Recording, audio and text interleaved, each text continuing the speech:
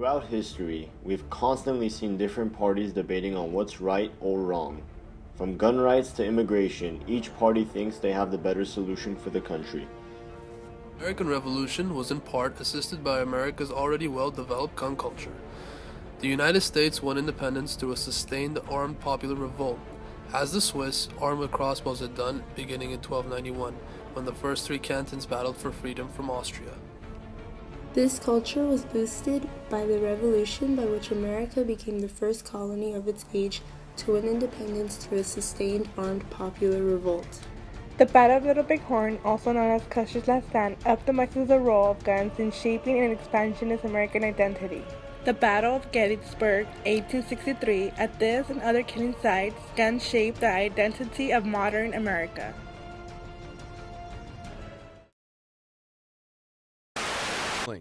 It only got worse. They are reporting multiple fatalities involved in the shooting at the elementary school. With each new report, the horror deepened. Reports say the number of dead closer to 30 than to 20, and sadly, most of them are children. Every detail, every fact brought more sadness. Each fresh piece of information a part of the picture. A school, kindergarten through 4th grade. A sanctuary that was supposed to be a place of safety, torn apart.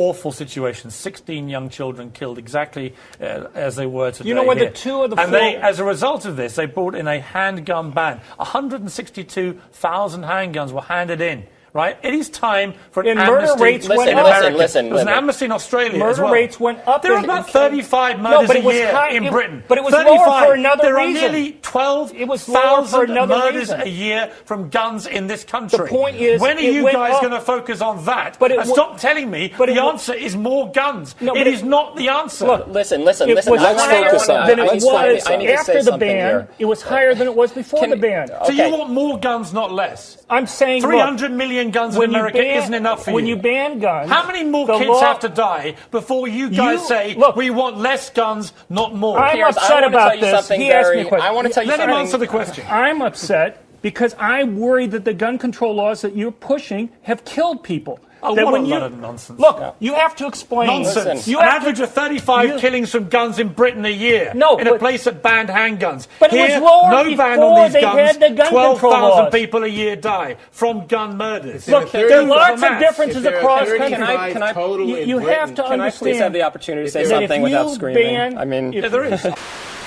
Can I ask you a question? The same question I asked this brother. If somebody brought 6 children to your house, right? 6 children to your house, and you ain't got no job. Yes, sir. Are you gonna take them in? Did I kill their children? Did I kill those I didn't children's say nothing parents? about killing children or colors or races. Okay. They brought 6 children to your house. What are you to do? Here's my problem. What are you gonna Here's do? my problem. Are you gonna try and find out where they came from? Yeah, right. Are you gonna try and take them back?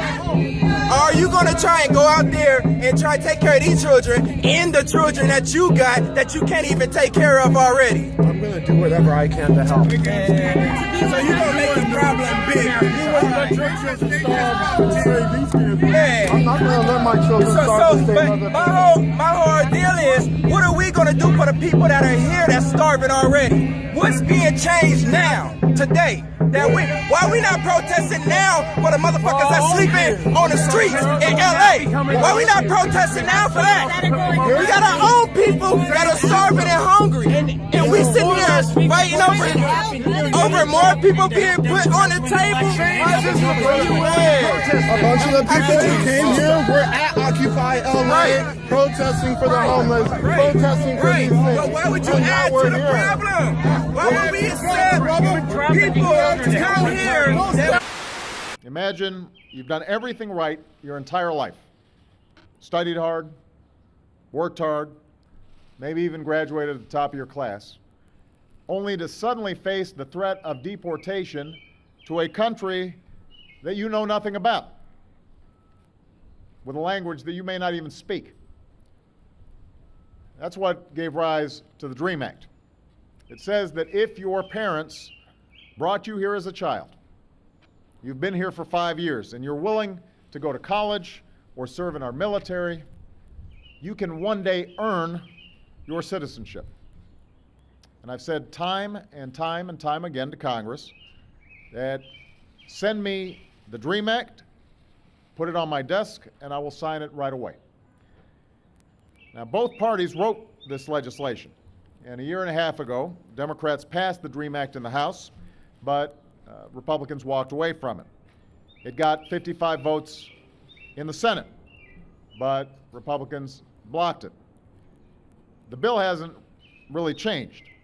The need hasn't changed. It's still the right thing to do. The only thing that has changed, apparently, was the politics. Now, as I said in my speech on the economy yesterday, it makes no sense to expel talented young people who, for all intents and purposes, are Americans. They've been raised as Americans, understand themselves to be part of this country. To expel these young people who want to staff our labs or start new businesses or defend our country simply because of the actions of their parents or because of the inaction of politicians.